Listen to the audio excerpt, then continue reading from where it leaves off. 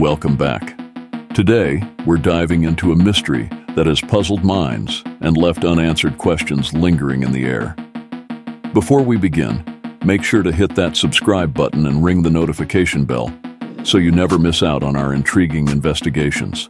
Let's begin.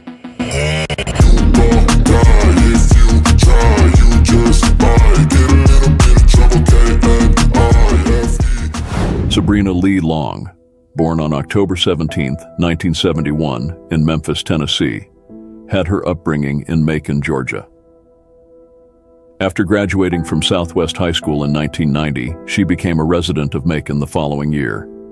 She moved out of her mother's residence in southern Bibb County and started living with her stepfather, Charles Daniel Corley, on Ashland Drive. Charles and Sue Corley had tied the knot in the early 1980s, but decided to separate in June 1990.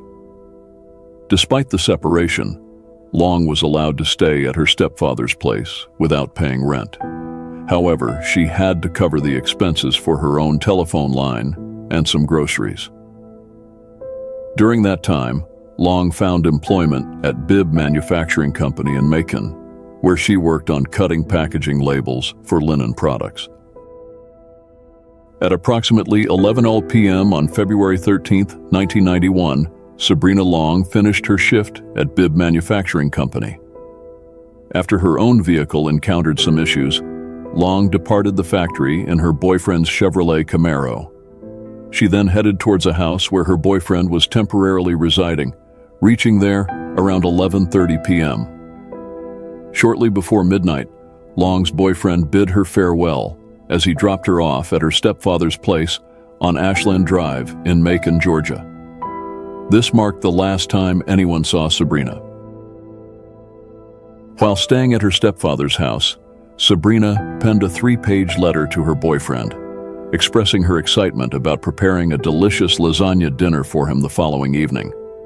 In addition, she mentioned catching the Arsenio Hall show, which aired from 11:30 p.m. to 12:30 a.m. that night.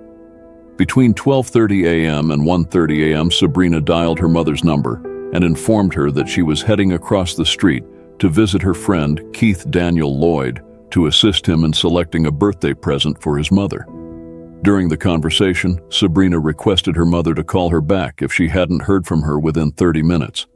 However, her mother mentioned that she would most likely be asleep by that time. Around 3:00 a.m., Sabrina's stepfather returned home after spending time with friends in Warner Robins. To his surprise, Sabrina was nowhere to be found. Initially, he wasn't overly concerned, as Sabrina would occasionally spend the night at her boyfriend's place. Unfortunately, Sabrina never made it back home and hasn't been in contact since.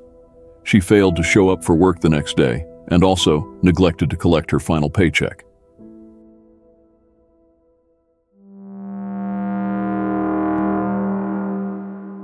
A neighbor reported hearing a muffled thump, like something hitting a wooden wall or a car door being slammed, around 1:30 a.m. that night during the investigation. However, authorities couldn't find any obvious signs of a struggle. And then Keith Daniel Lloyd, Sabrina's friend, who'd also attended Southwest High School, told the police that he never invited Long to his house on the night she went missing. He mentioned that his mother's birthday was still a month away. Lloyd claimed that he was out with his girlfriend that evening and got back home between 1:00 and 1:30 a.m. Later on, September 25, 2017, Keith was supposed to have another interview with the police. Unfortunately, the 46-year-old took his own life by jumping in front of a freight train in downtown Macon. Despite passing multiple polygraph examinations and initially being cleared as a suspect, Lloyd left a suicide note suggesting his involvement with a woman named Melinda McSwain in Sabrina's disappearance. Who is Melinda?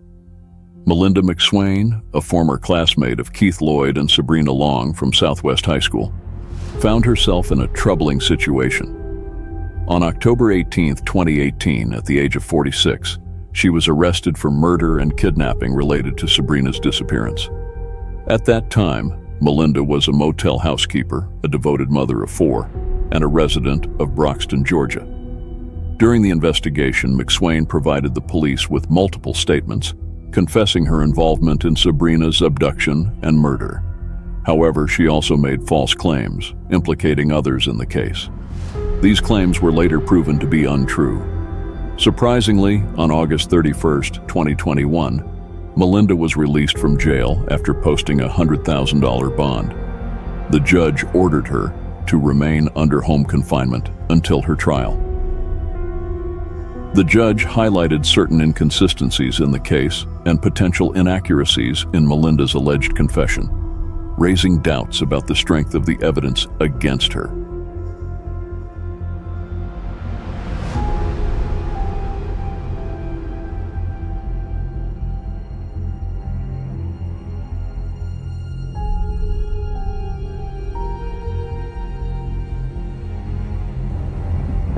Have to have any names about who did it.